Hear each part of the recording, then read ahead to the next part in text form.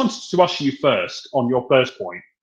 Was the mistake that Starmer made the reversing that we've seen this week, or was the mistake, as I think, announcing the plans like in the way he did in the first place, or were they both mistakes?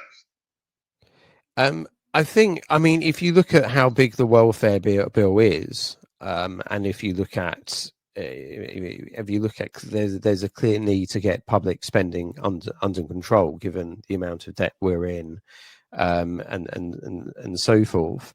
There's certainly the welfare bill needed to be looked at. Now, there's an argument about whether Labour did it sensitively, whether they did it sensibly, whether they could have done it differently. And probably their mistake is not actually because they very much rushed into this, as they rushed into their economic policy overall.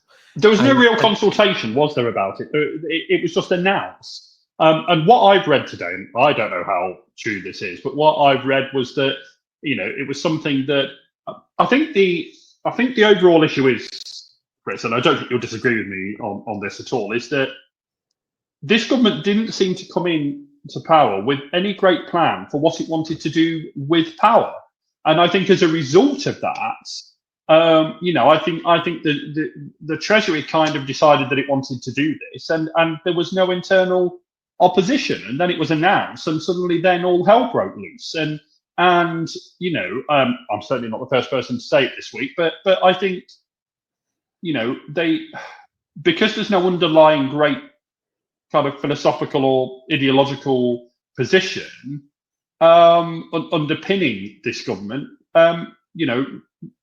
the Treasury and Rachel Reeves were able, if I can put it this way, to kind of get away with that. And there was no pushback from Starmer or anyone else.